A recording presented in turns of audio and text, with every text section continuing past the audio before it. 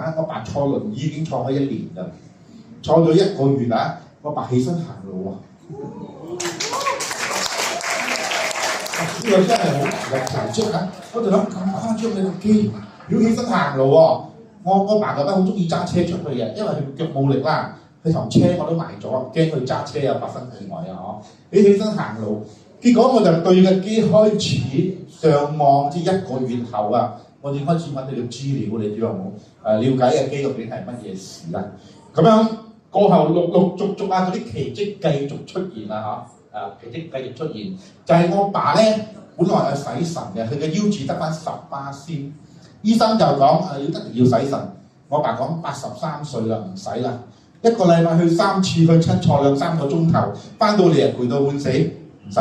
咁醫生就講我唔使啊，4個月就死，長命啊1年，短命就4個月啦咁我爸都係唔愛人死就死啦。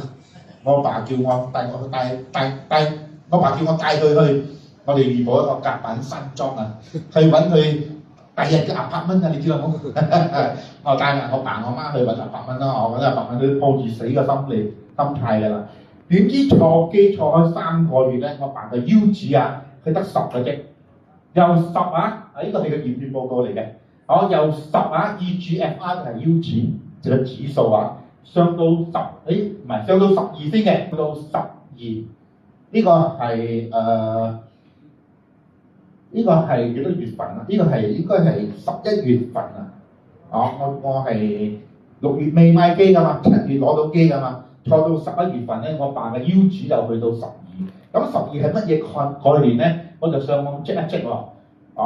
如果 EGFR 低過15，就係尿毒症狀，必須洗腎，所以唔可以低過15嘅。我爸係一定要洗腎嘅唔使嘛。坐機坐咗幾個月，去到12喎，再坐多幾個月再去驗血呢個係今年嘅5月，去到15，你知道冇？EGFR上到15。